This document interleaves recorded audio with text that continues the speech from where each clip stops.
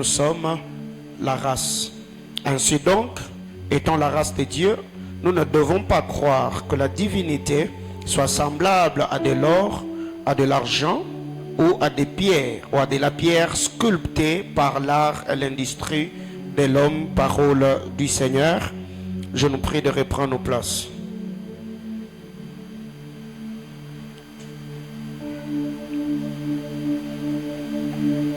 Alors déjà, de prime abord, nous vous exhortons de partager ces directs.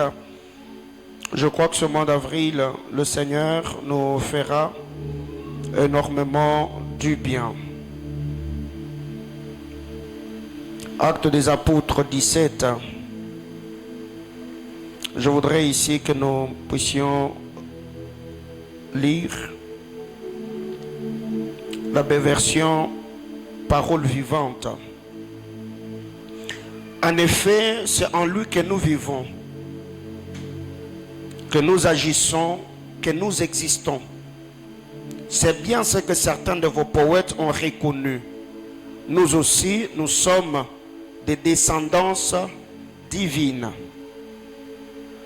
Si donc nous sommes des descendances divines, comment pouvons-nous imaginer que la divinité puisse se représenter par des statues en or, en argent ou en pierre sculptées par les mains d'un artiste au gré de son imagination? Parole du Seigneur. Alors, déjà, comme je suis en train de le dire, le mercredi, nous avons introduit cette nouvelle série d'enseignements. Nous avons essayé, en un mot, d'expliquer l'affiche, ce qui nous a poussé à concevoir l'affiche de ce mois comme nous l'avons conçu. Nous avons expliqué les 4 images pour ne pas oublier l'autre image de fond.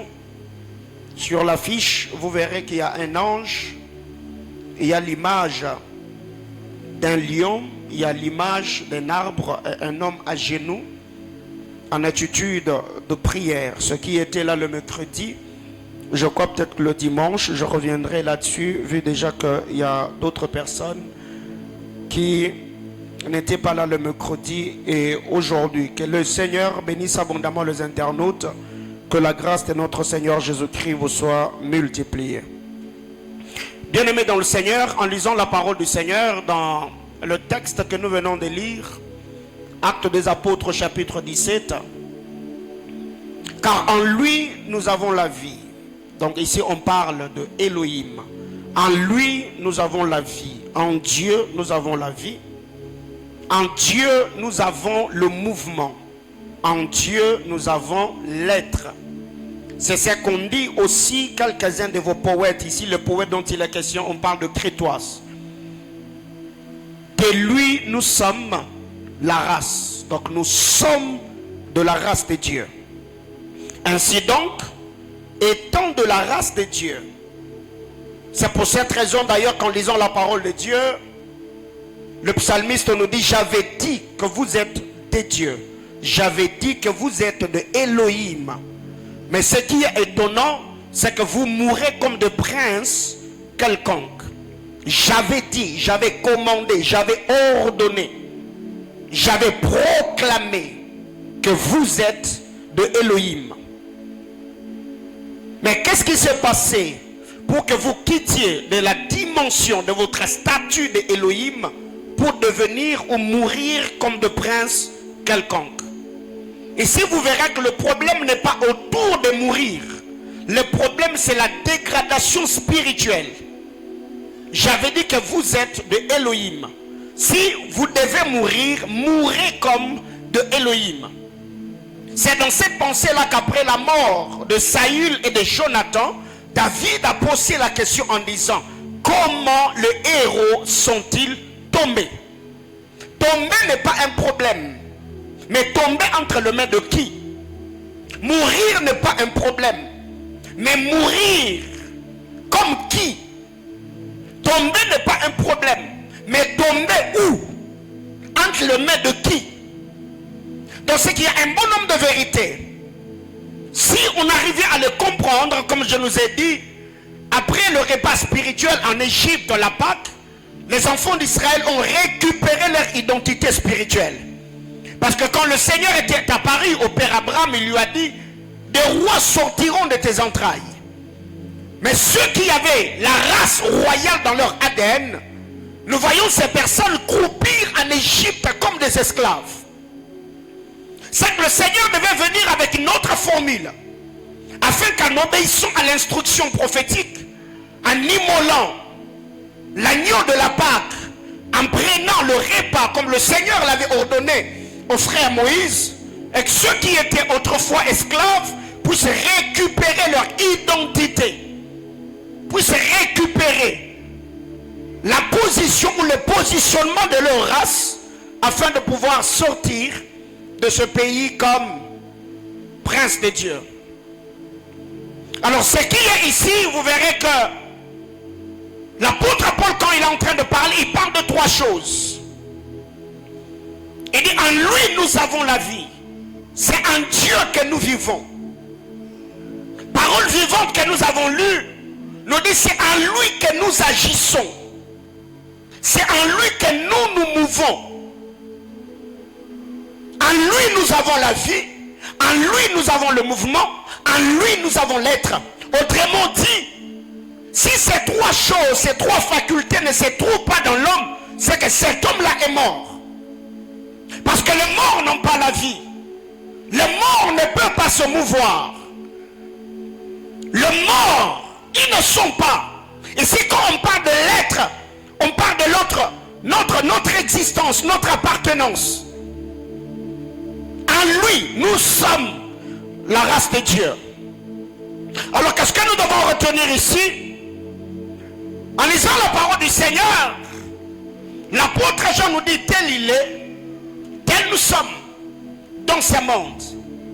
Tel il est, tel nous sommes, et tel nous devons être. C'est ce que nous avons dit le mercredi.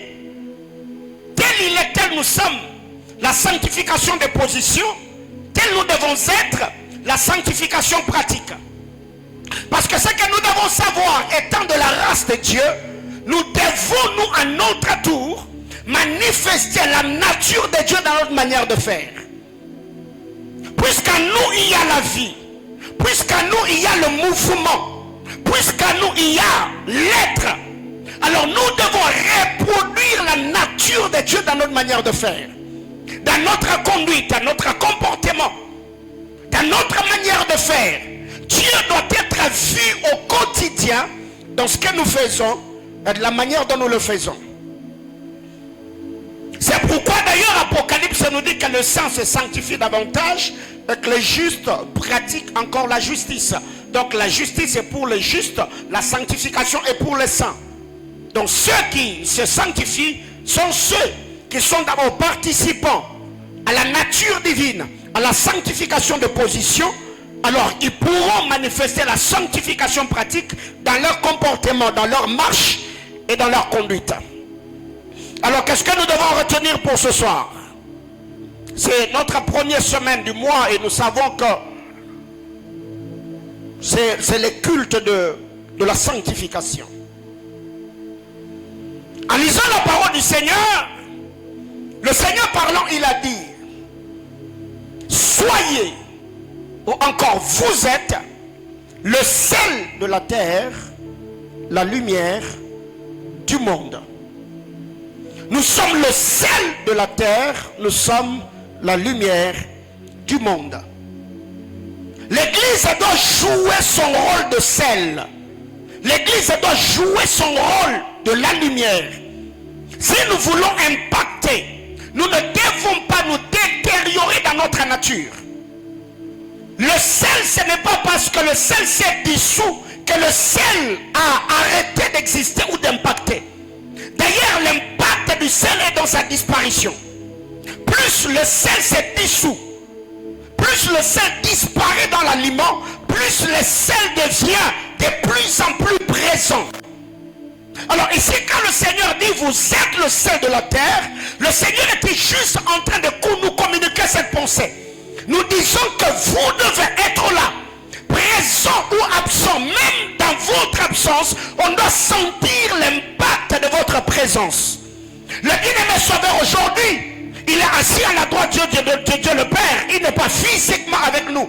Mais l'impact de la présence du Seigneur se manifeste par la manifestation glorieuse de sa puissance et par les choses étonnantes qu'il ne cesse d'accomplir au milieu de racheter. Que quelqu'un me dise Amen.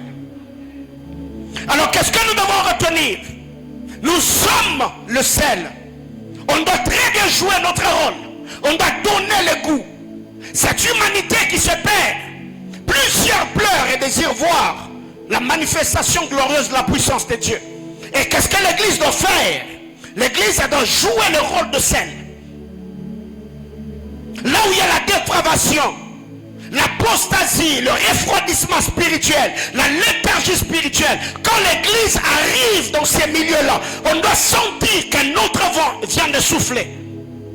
Et quand je parle de l'Église ici, je ne suis pas en train de faire allusion de bâtiment. Je parle de toi, je parle de moi.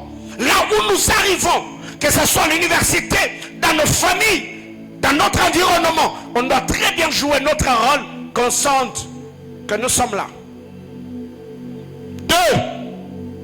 2. Jésus a dit, vous êtes la lumière du monde.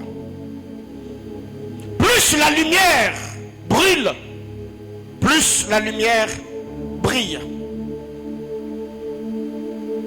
La lumière donne de l'éclat en brûlant. Ce qui fait que le projecteur qui est ici, ça nous donne la lumière. Mais si vous le touchez, le projecteur est chaud. Ça veut dire ici, ce n'est pas parce que nous jouons le rôle de la lumière que nous-mêmes, nous devons moisir à nous-mêmes. Nous devons perdre le goût. Ici, qu'est-ce que cela veut dire? Jouer le rôle de la lumière tout en étant froide, c'est travailler comme des pharisiens. Et Jésus, quand il parle d'eux, il les appelait des tombeaux blanchis. Votre vie intérieure ne reflète pas du tout votre aspect extérieur.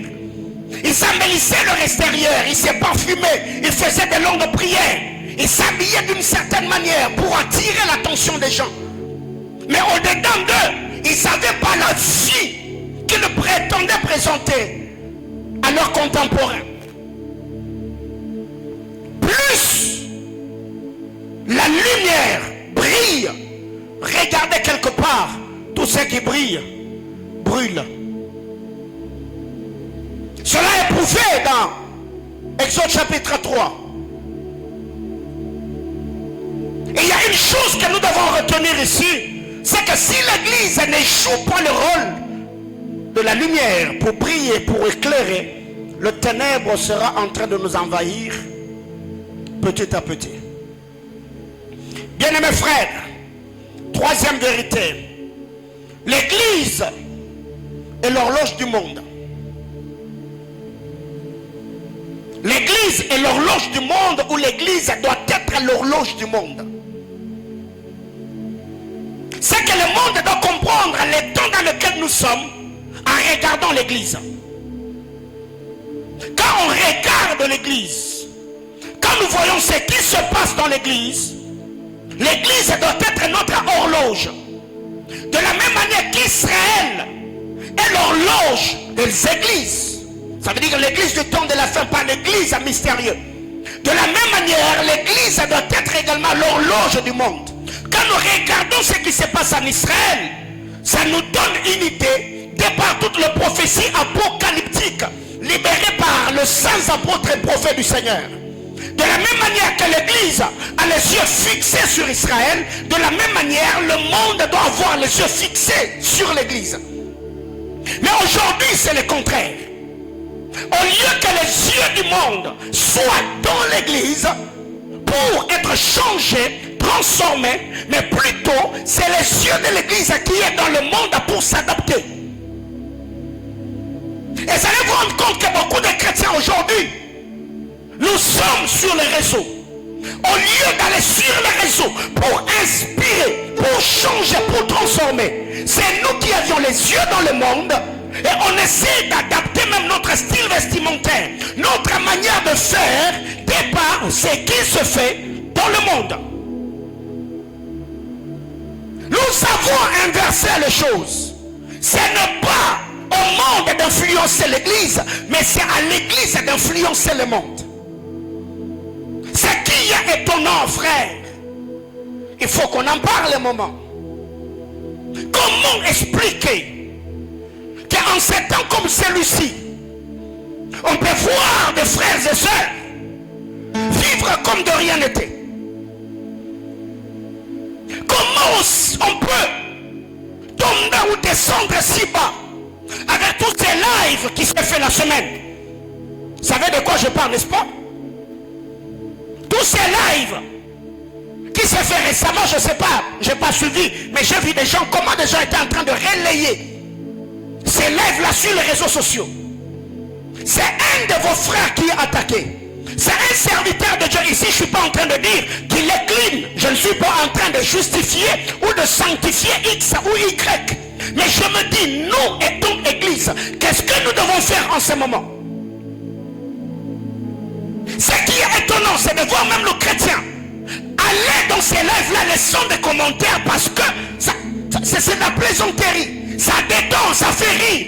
Et les commentaires que nous laissons, nous sommes en train de s'attaquer à une onction, à une grâce, à un ministère qui nous a bénis pendant plusieurs années. Et la question que je me pose, est-ce que l'église est en train de comprendre ce qui est comme ruse du diable derrière tout ce qui se passe sur les réseaux? Le scandale de l'église, c'est seulement ceux qui sont dans l'église qui relayent l'information sur le net. Combien de temps avez-vous eu personnellement priant pour cet homme de Dieu là? Combien de temps? La force de prier, nous ne l'avons pas. Mais la force de partager, nous partageons. Ça fait rire. Ça nous fait marrer. Mais c'est quoi l'intérêt de Dieu dans tout ça? Dis à ton voisin, l'église est l'horloge du monde. Ça fait mal, oui, mais il faut qu'on en parle. L'église, elle ne doit pas seulement être l'horloge du monde, mais l'église doit également être le miroir du monde. L'église est le miroir. De la même manière que Dieu a placé son église afin que nous comprenions dans quel temps nous sommes, mais nous devons également voir l'église comme le miroir du monde afin de voir ce que Dieu est capable de faire, pas dans le monde mais dans son église. C'est qu'ici, l'église doit jouer le rôle de ce miroir, où quand l'on veut voir Dieu, on peut voir Dieu dans son église. Et si je suis en train de dire l'église, je ne parle pas du bâtiment. L'église, je parle de toi. L'église, je parle de moi. C'est que quand on te regarde, on doit voir ce que Dieu est capable de faire. Pas seulement par de témoignages éloquents, mais par la manifestation glorieuse de la puissance de Dieu, mais par ta manière de faire, ton accoutrement, ta manière de parler, ta manière de vivre dans la société, la manière de vivre dans ton entourage et dans ton environnement. Nous avons également besoin de voir Dieu par ta vie. Mais regardez aujourd'hui, nous vivons comme si la vie ne tournait que tout autour de notre petite vie. Nous n'avons même pas la conscience de faible. Pour qui nous pouvons être une occasion de chute ou un pierre d'achoppement. Ta manière de faire peut présenter Dieu positivement par la transformation et la régénération de ton homme intérieur, ou encore ta manière de vivre peut devenir une occasion de chute pour le salut de ceux qui ne l'ont pas encore connu. L'église doit jouer ce rôle de miroir. Le chrétien ou encore l'église doit être le tableau de la volonté de Dieu dans son environnement. L'église doit être le tableau de la volonté de Dieu. L'église doit être le tableau de la volonté de Dieu. Au point où je n'ai pas besoin d'abord d'aller consulter Dieu pour savoir ce que le Seigneur veut. J'ai besoin d'abord de regarder l'église du Seigneur pour comprendre ce que Dieu veut. Dieu nous demande de nous aimer. Alors, avant d'abord d'aller ouvrir l'écriture qui parle de l'amour, je dois voir l'amour dans la vie de croyants. C'est que l'église doit être le tableau de la volonté du Seigneur. Quand je regarde ce que Dieu fait dans son église, quand je regarde la manière dont le chrétien, le croyant vit, je peux comprendre ce que le Seigneur veut, surtout en ces temps de la fin. Dis à ton voisin, tu es le tableau de la volonté de Dieu. L'église n'est pas seulement un tableau, mais l'église doit également être une lettre écrite dans sa génération. L'église n'est pas seulement un tableau, mais l'église doit également être une lettre écrite dans sa génération. Bien-aimés frères, quand vous lisez la parole de Dieu dans les épîtres apollinaires, vous allez vous rendre compte que les apôtres nous disaient qu'ils étaient des lettres écrites. Une lettre écrite. Un message ambulant. Une épître que l'on peut lire en notre temps. Vous savez, parmi les livres du réveil que j'ai eu à lire, un homme de Dieu est allé dans une ville où il devait prêcher la parole de Dieu. Quand il est arrivé là, il voulait prêcher. Le Seigneur lui a dit, ne parle pas de moi ici. Reste seulement autant de temps. Après tu vas partir. Il a pris une maison. Il est resté dans ce coin là. Et après son séjour, le Seigneur lui a dit, maintenant tu peux partir. Il est parti. Et après lui, quelques missionnaires sont passés par là. Ils étaient en train de parler du Seigneur. Ils prêchaient Jésus. Et quand ils sont partis, dans le coin où cet homme de Dieu la vivait, ils ont commencé à répandre la nouvelle. Et ceux qui étaient là, ils ont dit non. C'est lui que vous êtes en train de prêcher. Il a habité dans une maison. Il louait ici. Ils ont dit non. Jésus est mort et ressuscité. Il y a plusieurs années derrière, il est au ciel. Assis à la droite, ils ont dit non, c'est que vous ne le connaissez pas. Il a habité ici. Et après un moment, les missionnaires devaient faire de recherches, ils se sont renseignés. On les a dit non, c'est un serviteur de Dieu qui habitait là-bas. Ils ont compris que le Seigneur avait envoyé quelqu'un avant eux. Il a préparé le terrain, pas en prêchant l'évangile, il a prêché par la qualité de sa vie. C'est que nous devons comprendre aujourd'hui. On n'est pas chrétien parce que nous parlons notre langue. On n'est pas chrétien parce que nous venons à l'église. Si nous sommes de la race de Dieu, vivons selon ce qui est dit dans les épîtres de Jean. Tel il est, tel nous sommes. Nous sommes de la race de Dieu. 1 Corinthiens chapitre 15.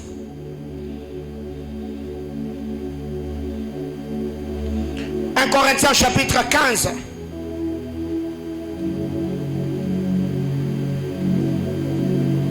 Du verset 47 au verset 50.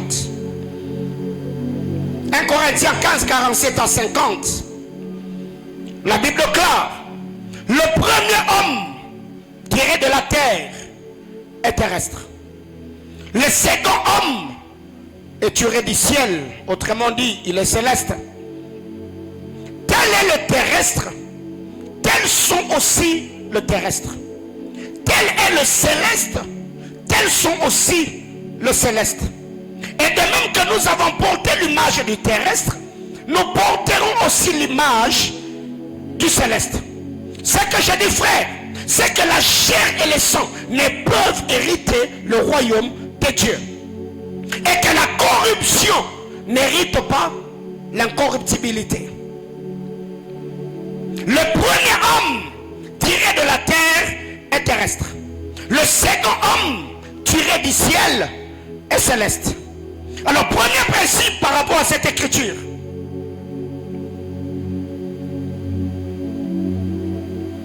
Tu seras attiré toujours, je dis bien, tu seras attiré toujours vers vers le modèle où tu as été tiré. Tu seras toujours attiré vers le modèle où tu as été tiré. C'est la loi de la reproduction spirituelle. Tu seras attiré vers le modèle d'où tu as été tiré. Parce que si la Bible déclare, tel est le terrestre, tels seront également le terrestre. Mais le verset 47, la Bible déclare, le premier homme est tiré de la terre. C'est pourquoi le Seigneur, après la chute de l'homme, le Seigneur a dit à l'homme, tu as été tiré de la terre, tu retourneras. Tu es poussière, tu retourneras à la poussière. Parce qu'il y a la loi de la réclamation spirituelle. C'est que quiconque est tiré de la terre, il est obligé d'être appelé par la terre. Celui qui est tiré du ciel, il finira également auprès du modèle où il a été tiré. C'est que nous devons comprendre ici, si aujourd'hui nous mourons et nous rentrons dans la terre, c'est parce que le Seigneur avait tiré le premier homme de la terre, n'est-ce pas? Pourquoi nous croyons que l'église sera enlevée? Nous serons enlevés parce que c'est lui qui est notre modèle. Il n'est pas d'abord dans la terre, il est où ça? Il est au ciel. Est-ce que quelqu'un me comprend? La race spirituelle, Adam est une race, Jésus est une race. Ce qui fait que quand Adam, le Seigneur l'a formé, il a soufflé en lui, la Bible déclare, Adam est devenu une âme vivante. Mais quand on parle de Christ, on dit, il était l'esprit vivifiant. Donc Adam vivait en lui-même. Mais Jésus ne vit pas en lui-même ou par lui-même. Jésus est l'esprit vivifiant qui vivifie ceux qui sont morts en Adam. Alléluia. Le premier homme est tiré de la terre. Donc, il est terrestre. Ce qui fait que c'est lui qui n'est pas né de nouveau. C'est lui qui n'a pas connu le miracle, la nouvelle naissance ou la loi de la régénération. Il sera toujours tiré par le passion et par le penchant de la terre. Parce qu'il est terrestre. Mais ceux qui sont tirés d'en haut, ceux qui ont Jésus comme le modèle parfait, c'est pourquoi l'apôtre Paul nous demande et dit, exhortez-vous, aspirez aux choses spirituelles, là où Christ est assis à la droite de Dieu, le Père. Donc, si on a Christ comme modèle, c'est que nous devons aspirer aux choses spirituelles, aux choses d'en haut. Pourquoi? Parce que nous sommes spirituels. Mais si aussi nous sommes terrestres, nous aspirons aux choses de la terre. Nous vivrons comme des terriens alors que nous n'avons pas notre habitation sur terre. Notre habitation est là-haut dans les cieux où Christ est assis à la droite de Dieu son Père. Le verset 48. Tel est le terrestre, tels sont aussi le terrestre. Tel est le céleste, tels sont aussi le céleste. Deuxième principe. Tu ressembleras toujours au modèle où tu as été tiré. La loi de la ressemblance spirituelle.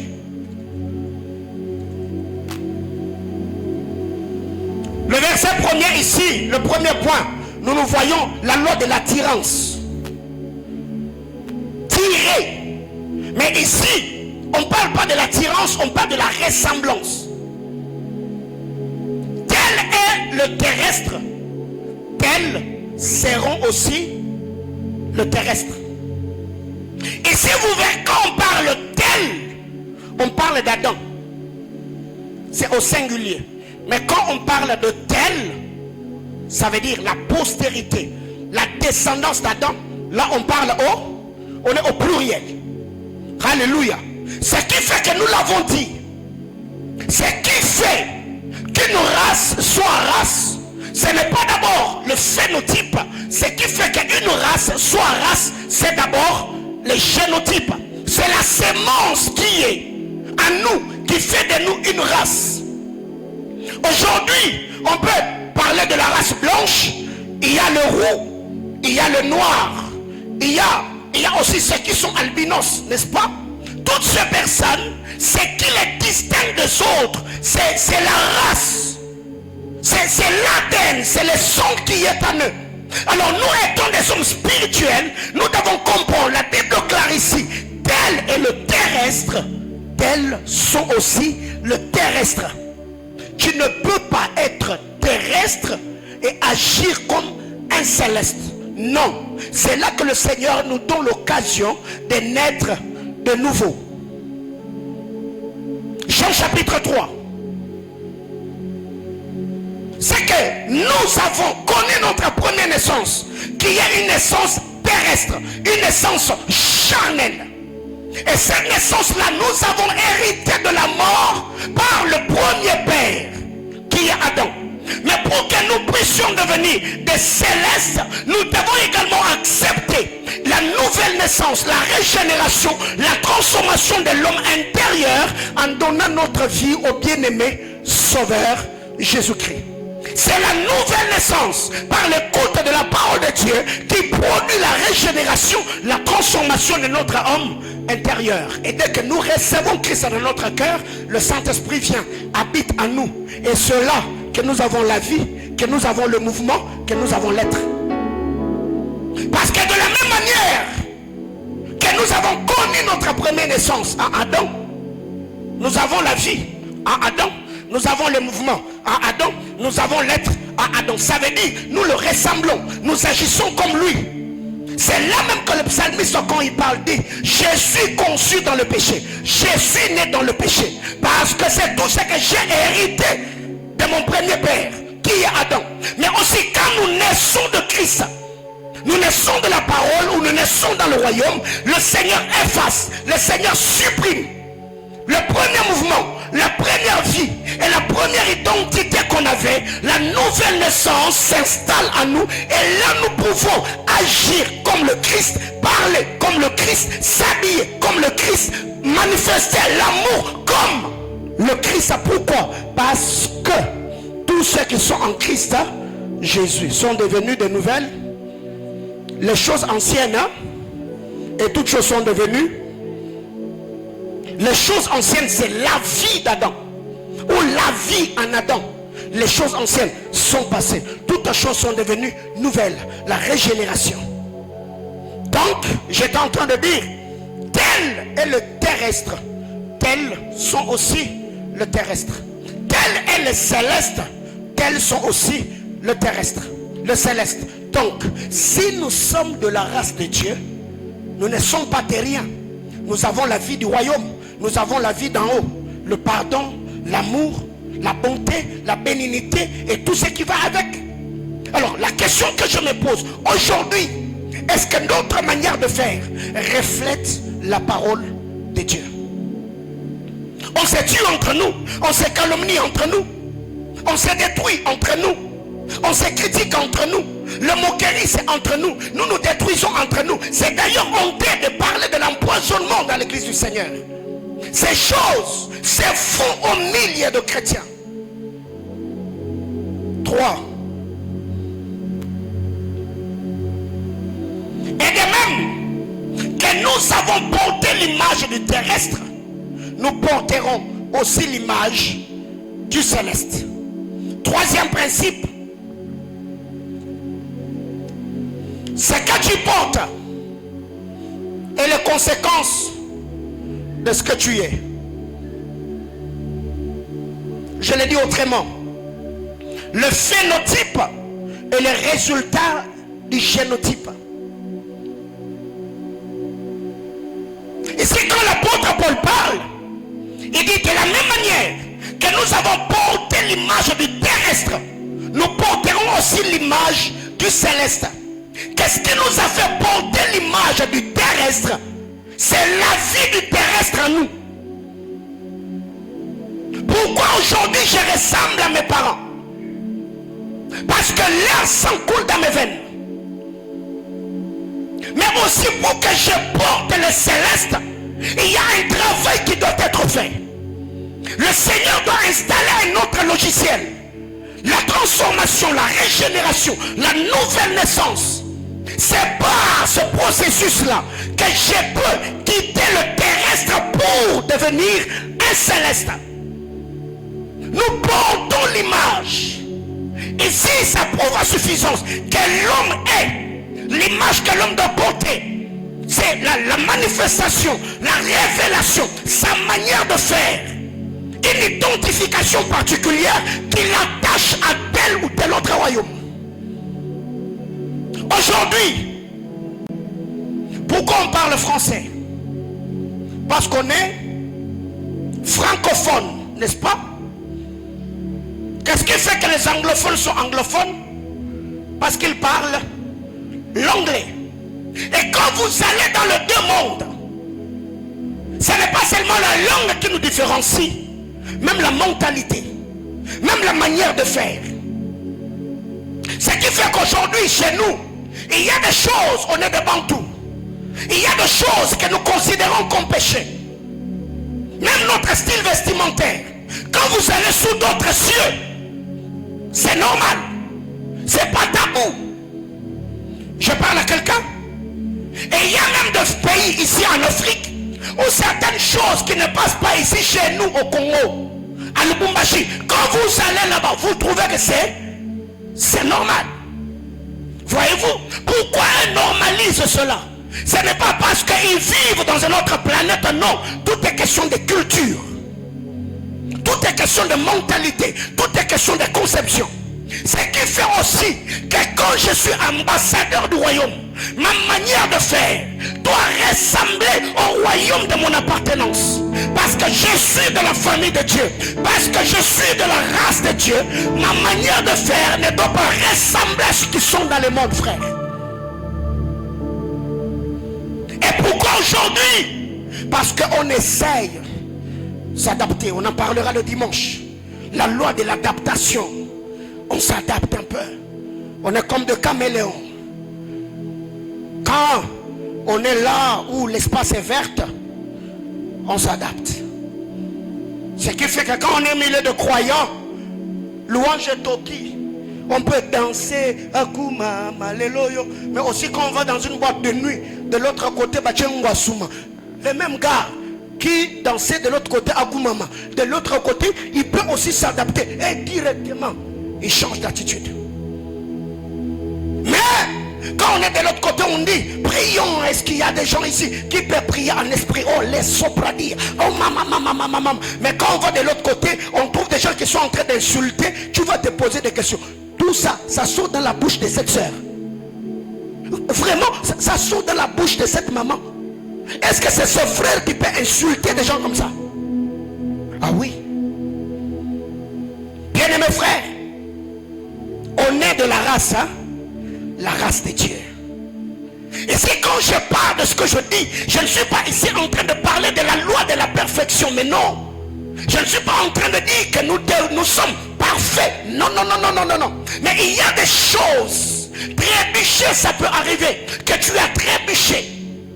Mais quand cela, tu le fais en étant conscient ou consciente, c'est qu'il y a un problème dans ton âme. Je parle à quelqu'un. Et de même que nous avons porté l'image du terrestre, laissons au moins le Saint-Esprit nous faire porter l'image du céleste. C'est que ceux qui t'ont connu autrefois comme un soulard, comme un alcoolique, un drogué, quelqu'un qui n'arrive pas à se contenir, aujourd'hui quand on te rencontre, on se dit, qu'est-ce qui se passait? Qu'as-tu fait? Comment tu as fait aujourd'hui, toi qui autrefois étais colérique? Aujourd'hui, les choses qui t'énervaient autrefois, tu es devenu un homme, une femme, tout ou tous. Qu'est-ce qui se passait? Non, j'ai rencontré Jésus. C'est lui qui m'a changé. C'est lui qui m'a sauvé. Parce que si l'évangile ne nous sauve pas, alors cet évangile n'est pas digne de nous. La beauté de l'évangile n'est pas les révélations qui sont données. La beauté des messages, ce n'est pas le Alléluia, Amen qui l'accompagne, mais ce sont des décisions qui se prennent après l'avoir écouté. La beauté du buisson ardent, ce n'est pas l'intensité de son feu. La beauté du buisson ardent, c'est la qualité de la voix qui y sort. Si la voix qui sort du buisson n'est pas capable de révéler la lèpre qui était dans le cœur de Moïse, alors ça sera seulement un feu ordinaire qui va chauffer Moïse le bec et qui va le ramener dans la maison de Jéthro. Si la voix qui sort dans le buisson ne sait pas donner une autre direction au pas de Moïse pour qu'il quitte la maison de Jéthro et qu'il descende en Égypte, c'est que cette voix-là n'est pas digne d'être entendue. Bien-aimés dans le Seigneur, la beauté de cet hôtel, ce n'est pas la lumière que nous avons placée, c'est la qualité de l'enseignement que nous prêchons, qui peut changer, transformer la vie d'un pécheur d'hier à un homme juste aujourd'hui. On peut mettre la moquette, on peut embellir comme on veut, mais tout ce que nous disons ici ne te change pas, ne te transforme pas. Ça ne vaut pas la peine de voir cette lumière, parce que ça ne change personne, ça ne sauve pas. Ce qui sauve, c'est le message que tu entends. Ce qui sauve, c'est cette parole qui pénètre ton cœur et qui te met devant le miroir de la parole pour te dire, étant chrétien, étant chrétienne, tu ne dois pas vivre de telle et telle autre manière. Bien-aimés frères, le verset 50, la Bible déclare: ce que j'ai dit, frère, c'est que la chair et le sang ne peuvent hériter le royaume de Dieu, et que la corruption n'hérite pas l'incorruptibilité. 4. Ta nature détermine ton héritage. Ta nature détermine ou déterminera ton héritage. La chair et le sang ne peuvent hériter le royaume des cieux. Ici, l'héritage est aussi fonction de notre nature. Pourquoi Eliezer de Damas n'a pas hérité d'Abraham? Parce qu'il n'avait pas la nature d'Abraham. Il n'avait pas le sang d'Abraham. Être serviteur d'Abraham ne fait pas de toi son fils. Pourquoi Géasi n'a pas hérité d'Élisée? Parce qu'il n'avait pas la nature. Il n'avait pas la race d'Élisée. Élisée a servi au pied de lui sans commettre de dégâts, sans envier quoi que ce soit. Mais Géasi, lui, quand il arrive, au lieu d'hériter de l'onction du prophète, il a hérité de la lèpre de Naaman. Bien-aimé dans le Seigneur, ta nature déterminera ton héritage. Et même l'enfer est l'héritage de ceux qui ont régné le Seigneur, qui ont refusé d'accepter l'évangile du Fils unique sorti des entrailles du Père. L'enfer est une récompense. La Bible déclare le salaire du péché. Donc, quiconque est pécheur, il ne pêche pas gratuitement. Aujourd'hui ou demain, il aura accumulation des arriérés de tous les salaires. Et on le donne comme un package, pas la mort. Mais le salut, la vie est donné à ceux qui sont dociles, ceux qui se sont donnés à Christ, notre Sauveur. Le race spirituelle. Comment expliquer qu'on est de la race de Dieu?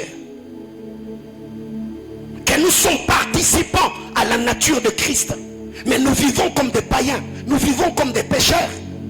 Bien aimés frères, aujourd'hui ça dégoûte. Allez sur TikTok, il n'y a pas de païens et de chrétiens sur TikTok. Il n'y a pas.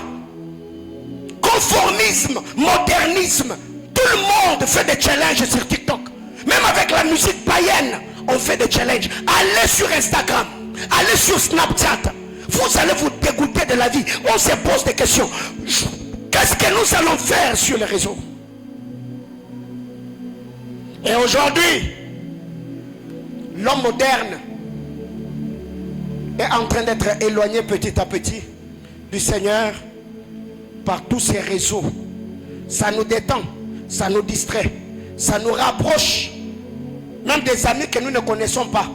Il y a des gens avec qui je suis ami sur Facebook, mais dans la vraie vie, on ne se connaît pas. On ne s'est jamais rencontré quelque part. Avec le réseau social aujourd'hui, tu peux perdre la vie de prière. Tu peux exposer ta vie. Tu peux te détruire. tu peux briser ta communion avec Dieu. Tout dépend seulement de comment tu fais bon usage de ce que tu as. Bien-aimé frère, ta nature déterminera également ton héritage. La chair et le sang n'héritent pas le royaume. Parlant de la race, la Bible se sert de ces mots pour désigner un groupe d'êtres qui méritent la même réprobation. Parlant de la race, la Bible utilise ce mot pour désigner un groupe d'êtres qui méritent la même réprobation. Deutéronome chapitre 32, le verset 20. Deutéronome 32, le 20e verset.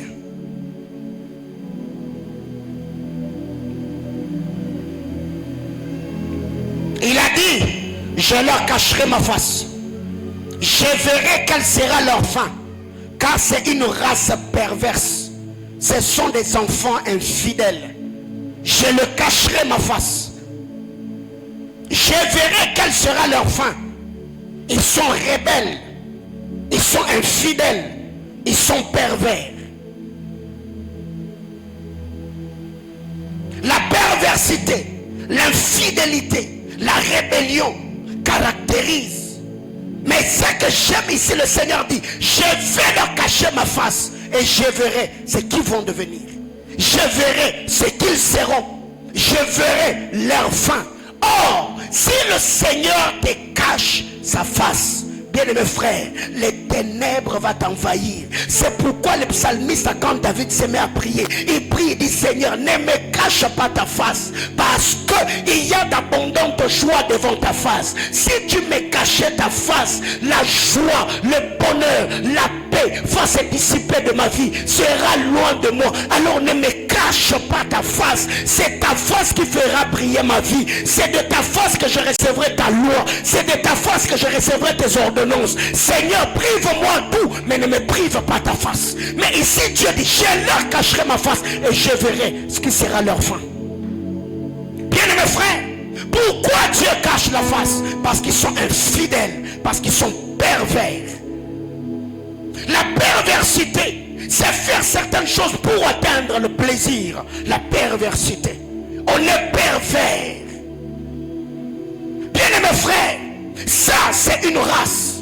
La race des hommes pervers. Et regardez ce qui se passe aujourd'hui. Comment expliquer qu'une femme normale, intellectuelle, peut balancer des vidéos sur les réseaux sociaux, voulant vraiment faire croire aux gens qu'il a eu des moments d'intimité avec un homme? Est-ce que vous trouvez ça normal? Mais c'est honteux, non? C'est honteux. Mais quand tu vois quelqu'un, il va faire tout juste pour vous faire croire que moi et cet homme-là, non frère, la question que je me pose, qu'est-ce qui se passe dans la tête d'une telle personne? Et maintenant, nous qui sommes enfants de Dieu, qui êtes censés être sentinelles, prions les uns pour les autres, non, nous allons aussi sur les réseaux sociaux, on laisse les commentaires, ni bien quoi. Non, c'est vrai, papa. Que ça soit vrai, que ça soit faux. Toi, tu as gagné quoi dedans? La perversité. Et par moments, ça dégoûte, ça énerve. Est-ce que ces gens-là n'ont pas de famille? Ils n'ont pas de amis? Et si demain, après-demain, avec tout ce qui se passe sur les réseaux, et demain, des enfants grandissaient, ils vont tomber sur ce genre de choses. Quelle honte, quel déshonneur. Bien-aimés frères, si vous êtes dans cette église et que quelqu'un vous envoie de telles histoires, ne cliquez même pas sur les liens pour suivre. Ça maudit. Tu vas gagner quoi dedans? Et plusieurs chrétiens, vous êtes trop curieux. Vous voulez voir tout. Vous voulez tout connaître. Et même vous qui venez, on a piraté mon Facebook. On a piraté comment? C'est ta curiosité qui t'a fait pirater. Vous pensez que nous là on est bêtes? On n'est pas bêtes. Pourquoi c'est seulement sur vous qu'on pirate? C'est qu'on t'a envoyé un lien, tu as cliqué dessus, voulant voir ce qui est dedans. On t'a piraté. Je parle à quelqu'un? Oh frère, toyebi. Et c'est pas parce qu'on parle pas que toyebi te. Avec un Thomas, à qui on cliquer.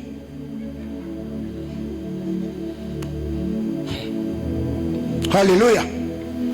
Frère, soyez disciplinés, soyez ordonnés. Seigneur, ne me cache pas ta face. Ne me cache pas ta face, frère. Que Dieu ne te cache pas ta face. Si Dieu te caché sa face, frère, quelle sera ta fin?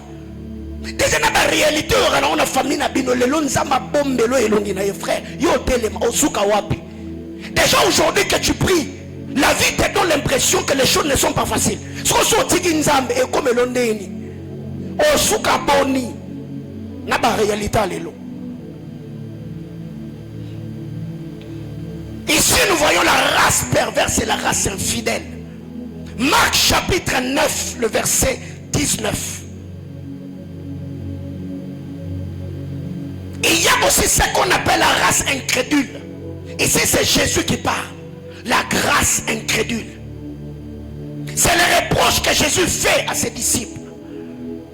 Quand on a amené cet enfant lunatique qui s'est jeté dans l'eau et dans le feu, Jésus regarde et dit, race incrédule, jusqu'à quand serai-je avec vous? Jusqu'à quand vous supporterai-je? Vous vivez avec moi-même. Vous n'avez même pas l'onction de chasser ces démons. Race incrédule. Bien mes frères, l'incrédulité n'est pas seulement ne pas croire en la parole, mais aussi ne pas démontrer ce en quoi nous avons cru. C'est aussi être incrédule. C'est que Jésus était en train de leur dire, des hommes comme vous, vous ne pouvez pas ne pas chasser les démons. Parce qu'une fois, je vous avais déjà envoyé. L'autorité, je vous l'avais déjà donnée.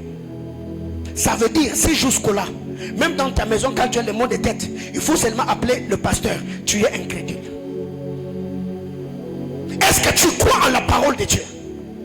La Bible déclare, vous me servirez, je bénirai votre pain, je bénirai vos eaux et j'éloignerai la maladie du milieu de vous. Est-ce que tu crois en la parole de Dieu? Face aux circonstances de la vie, quel est le langage, les paroles qui sortent de ta bouche? Est-ce que tu crois?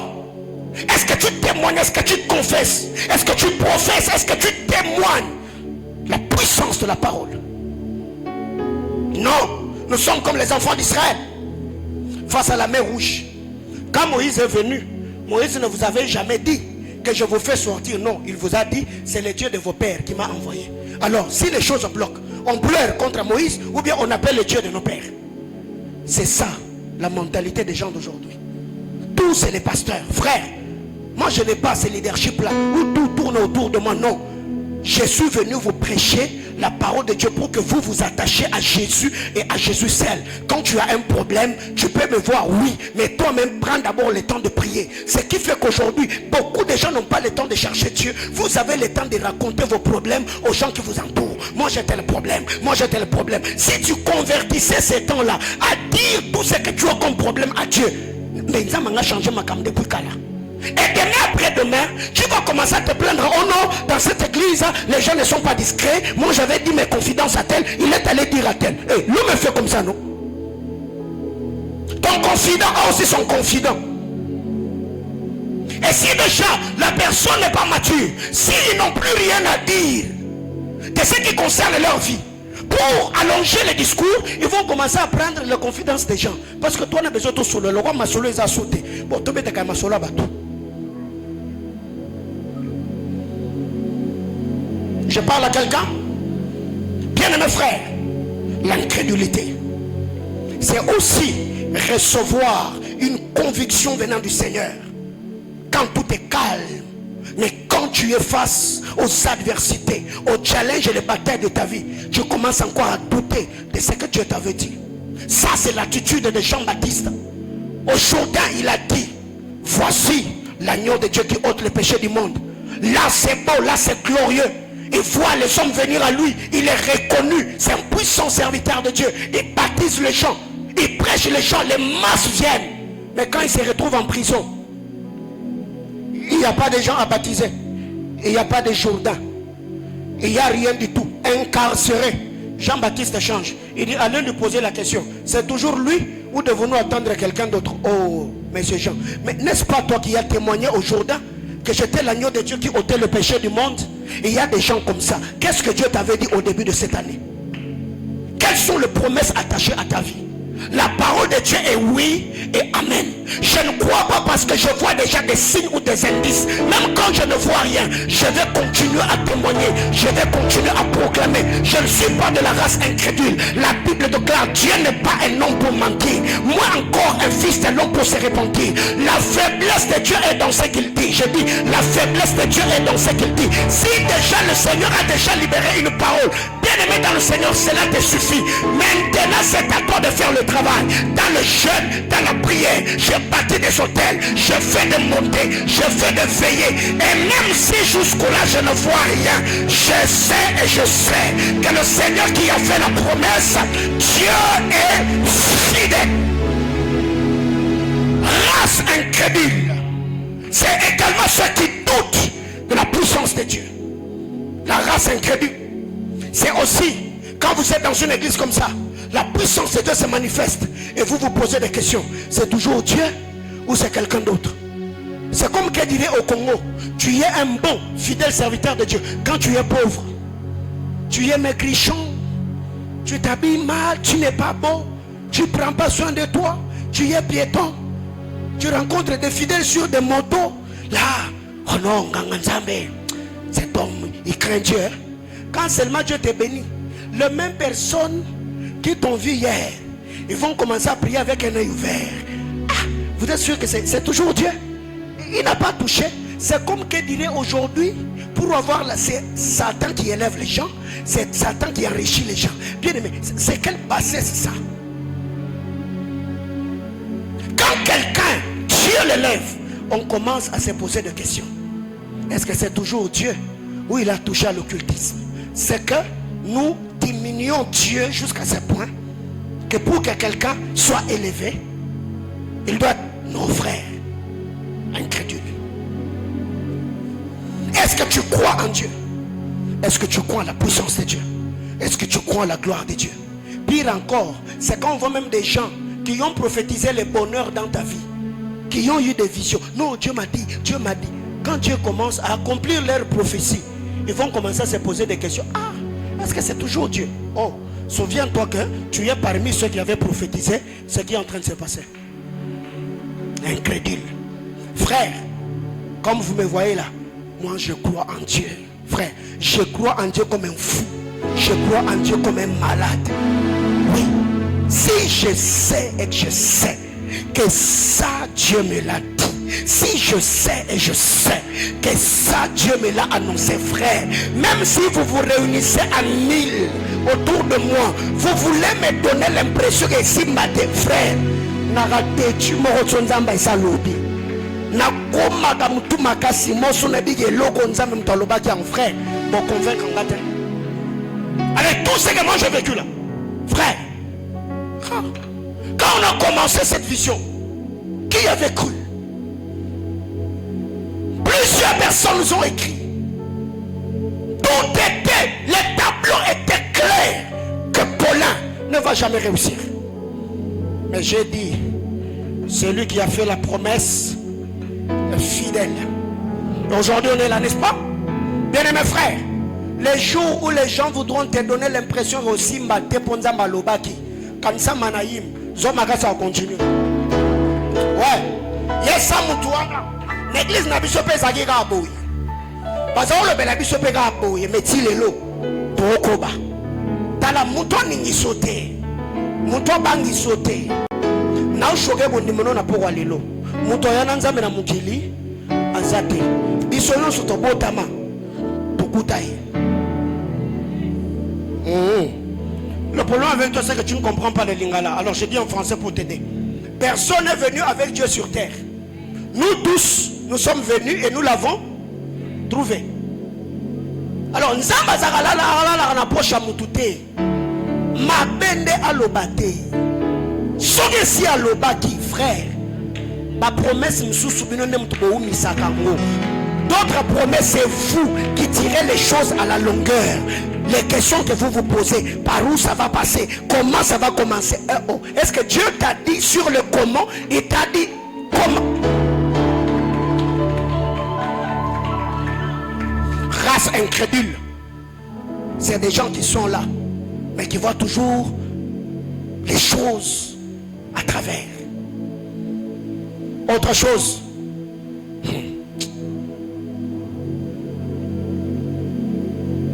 Matthieu chapitre 3. Du verset 7 au verset 10. 3 races de vipères. Et je m'arrête là, nous allons prier. Race de vipères. Jean-Baptiste prend la parole. Il voit ceux qui venaient au Jourdain pour se faire baptiser. Et des races de vipères. Qui vous a appris à fuir la colère à venir?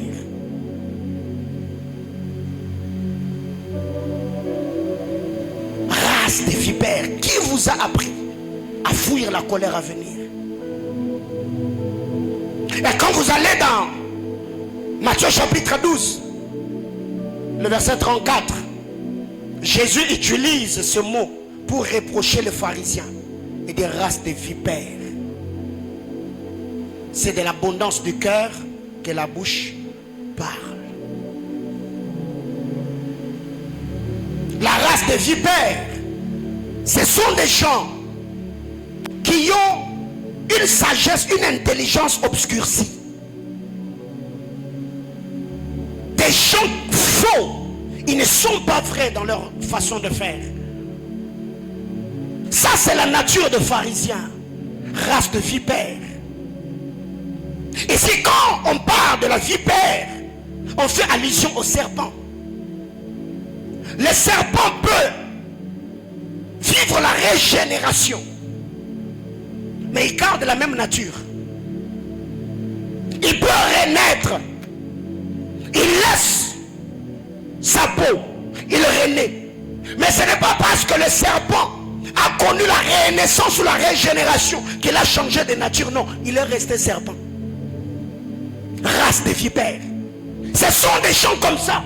Il vient à l'église, comme le pasteur Moïse Mbie qui a chanté, pour soi-même monter en couille. Elle parle en d'autres langues, mais celle qui critique les gens.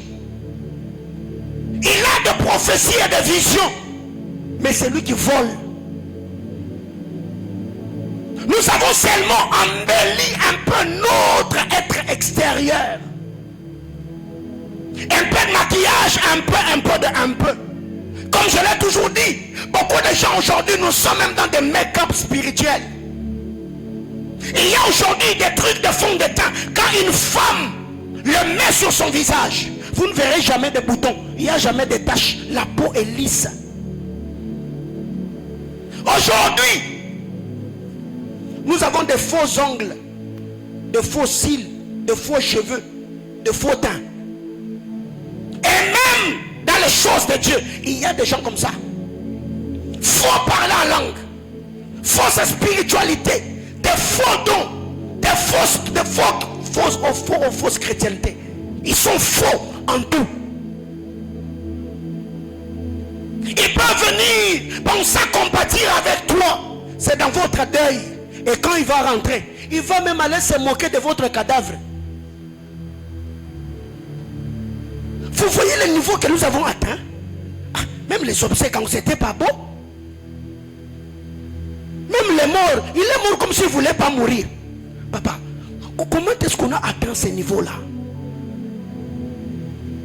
Au Congo, on est devenu tellement comédien qu'on fait de la comédie, même dans des choses qui peuvent blesser, des choses qui peuvent faire mal au cœur. Pas seulement d'un homme, mais d'une famille. De l'abondance du cœur que la bouche parle. Mais il y a des gens aujourd'hui, ils peuvent te blesser. Et tu lui dis que tu m'as blessé. Il se met encore à rire. Il dit, oh, il peut pas en parler. Est-ce que c'est bien minene? Hein? Il y a minene. Donc déjà, c'est qu'il y a minene, donc au limusanga pensa au limusinga. Oh. Tu n'as jamais rencontré de telle personne? Oui, il te blesse, mais il te console encore en te blessant. Ah, toi aussi. Il a pété, beaucoup, il a pété. Il a pété. Kemba, Zamakasi, faut Zamakasi. Hein? Faut Nazamakasi, tu te moques de moi, Nazamakasi. Tu m'insultes, hein? Nazamakasi. Est-ce qu'aujourd'hui, dans ton environnement, tu as quelqu'un sur qui tu peux compter les yeux fermés? As-tu vraiment quelqu'un auprès de qui tu peux aller dire tout ce que tu fais dans ton intimité et être sûr que ça ne sortira pas? Non. Même ceux qui s'appellent mon ami d'alliance sont méfiants entre eux. Ouais. Ouais, vous êtes ici. Ma copine, ta copine là, elle ne connaît rien de toi. Elle te ment parce qu'elle n'a pas confiance en toi. Et tu vois déjà pourquoi même la loyauté dans l'amitié il n'y a plus? Parce que nous n'avons vraiment pas de gens sur qui l'on peut compter. On n'a pas de gens comme ça. Il y a des gens qui meurent avec des problèmes dans leur cœur. Ils ont seulement peur d'être jugés. Parce que s'ils venaient seulement te dire j'ai fait ça, déjà toi-même tu n'as rien dit. Seulement la manière de la regarder. Unasema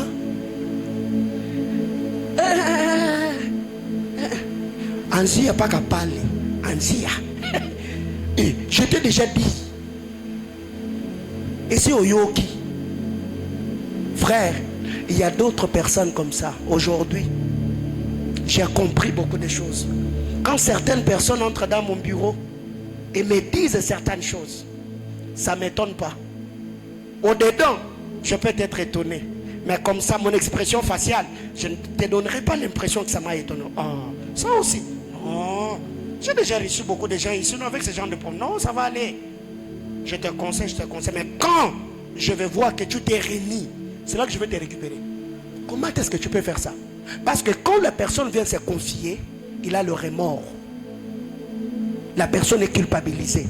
Il a juste besoin d'une parole, une expression qui peut l'aider à se relever.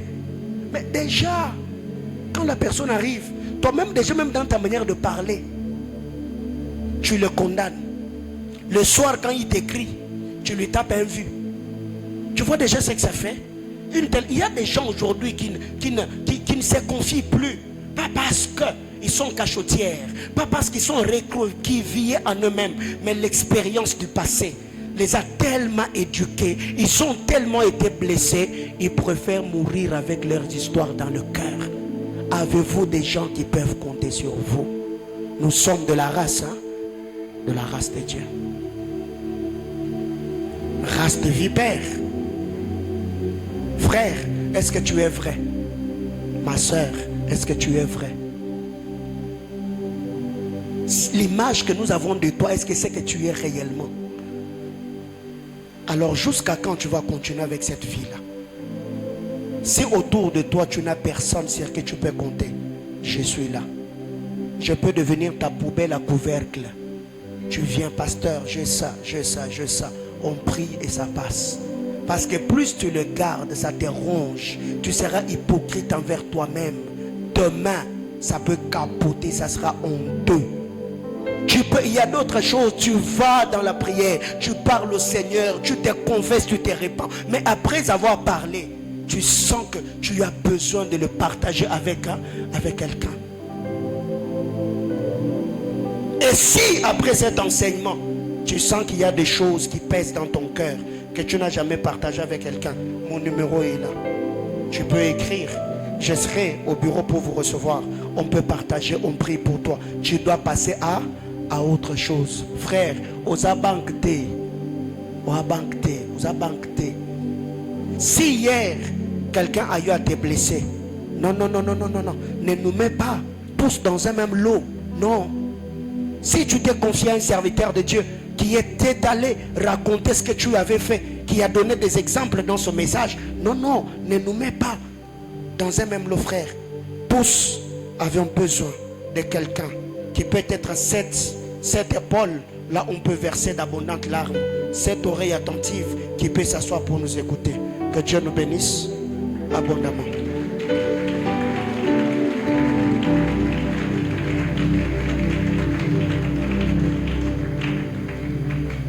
le race spirituelle. Tout est question de sémence. Tout est question d'alliance. Retenons que dans cet enseignement, je tournerai autour de ça. C'est les génotypes qui influencent le phénotype. C'est l'ADN qui influence le reste. Ce soir, je voudrais prier avec quelqu'un.